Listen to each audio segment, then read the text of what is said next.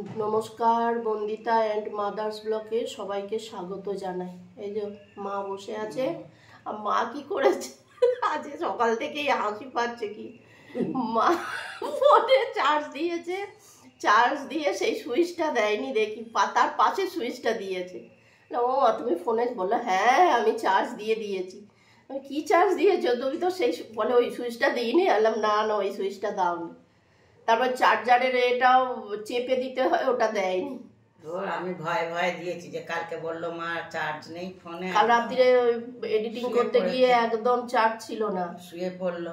তাই থাকবে আমি সকালবেলা উঠে দেবো। তার সকালবেলা যখন উঠেছি তখন দিলে আরো হয়ে যেত। মশার ধূপটা সরিয়ে তারপর তো উঠলাম, উঠে বাথরুমে সব মাখিয়ে টাকিয়ে রাখলাম, রেখে আর এসে কুলত্ব করার জল খেলাম। ওটা মা ছুটি থাকলেই ভিজিয়ে রাখে রাত্রিবেলা, সকালবেলা খেয়ে নি।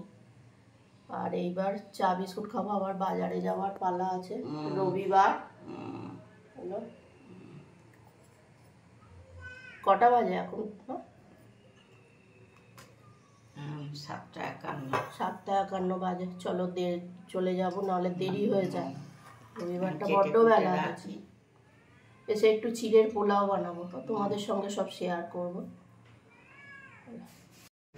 এই যে ইলিশ মাছ নিয়ে এসেছি, ধুয়ে রাখলাম। আজকে ইলিশ মাছটা এনেছি, একদম ভালো দেয়নি। আমার এত মাথা গরম হয়ে যাচ্ছে, এত দাম দিয়ে ইলিশ মাছ আনলাম। এই আজকে 2 পিস ভাজা হবে।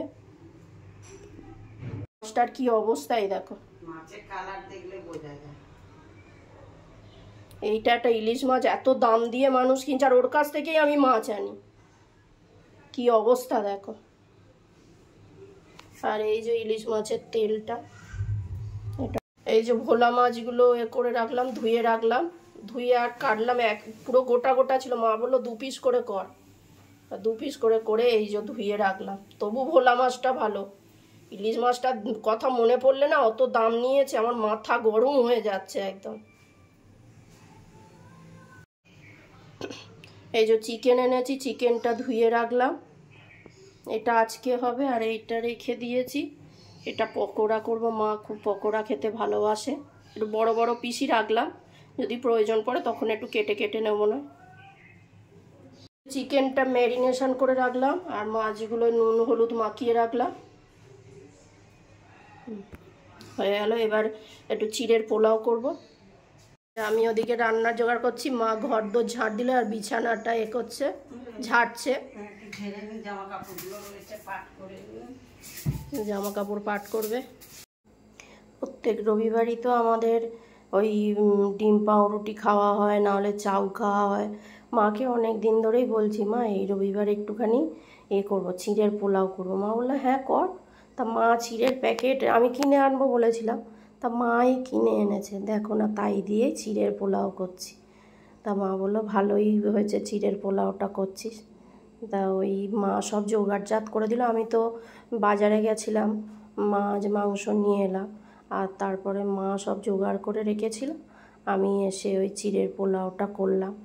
চিড়ের পোলাওটা খেতে বেশ ভালোই হয়েছে, খারাপ হয়নি। প্রথমবার করলাম, বেশ ভালোই হয়েছে। আর ওই দিকটার গ্যাসটা ফাঁকা ছিল, তা আমি ভাবলাম যে গ্যাসের ওভেনটা ফাঁকা ছিল, আমি ভাবলাম কী হবে। তা ওই দিকে 2টো ইলিশ মাছ ভাজা বসিয়ে দিয়েছি দুপুরের খাবার জন্য ভাত দিয়ে। আর এদিকে চিড়ের পোলাওটা প্রায় হয়ে এসছে। দুজনে তো টিফিন করতে তাও বেলা হয়ে আছে, বাজার থেকে এসে করলাম তো। আর জানো তো চিড়ের পোলাওতে ওই সুগার ফ্রি দিলাম, কেননা মার তো সুগার আছে, ওই জন্য চিনি দিতে পারিনি, ওই জন্য সুগার ফ্রি দিলাম। আর চিড়ের পোলাও একটু মিষ্টি মিষ্টি হলেই ভালো লাগে। ওই একটু কম হয়েছিল, আবার একটুখানি সুগার ফ্রি দিলাম। এবার চিড়ের পোলাওটা হয়ে এসছে, ওর মধ্যে লাস্টে একটু ঘি দিয়ে আর নামিয়ে নিলাম। ঘি আবার জানো তো গলানো হয়নি, ওই জন্য বেশি পড়ে গেছে, ওই জন্য আবার তুলে রাখলাম।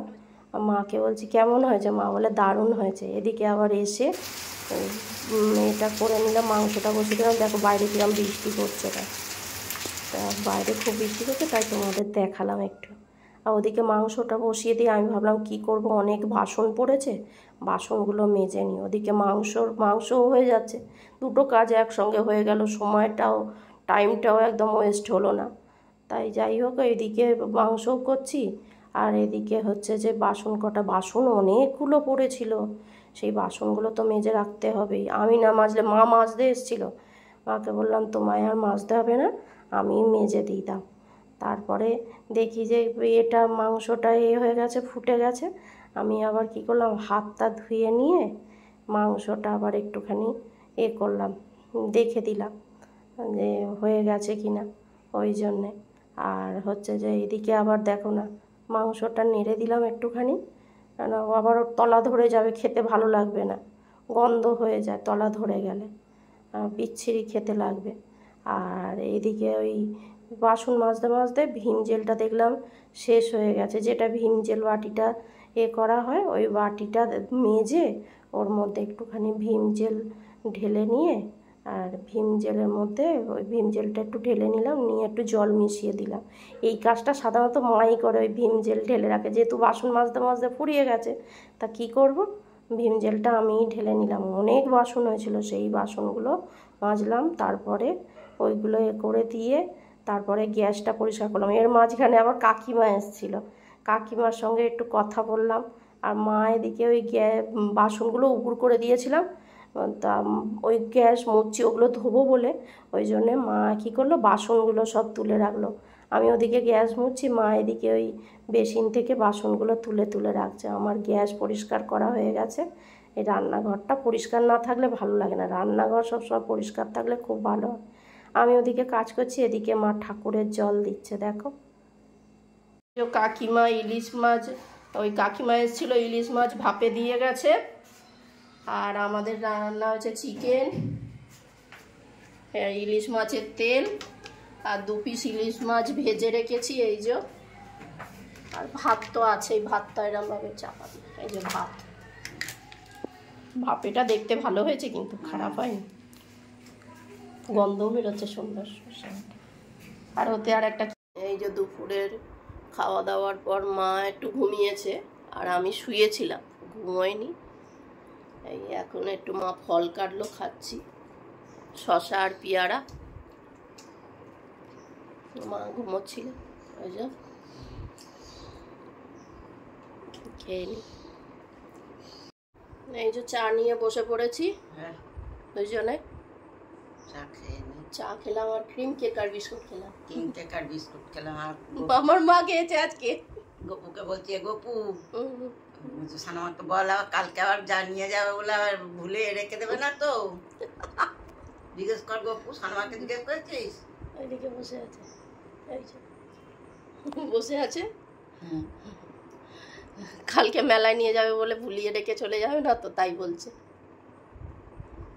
কাল বিকেলে যাবো, বৃষ্টি বন্যা যা হয়ে যাবে, ছাতা মাথায় দিয়ে আমি আর রাত চলে যাবো। যা যাবোই, চলো চাটা খেয়ে নি। আর দুজনের খাওয়া দাওয়া হলো, এই ডিনার কমপ্লিট হলো, ডগিটাকে খেতে দিয়ে এলাম।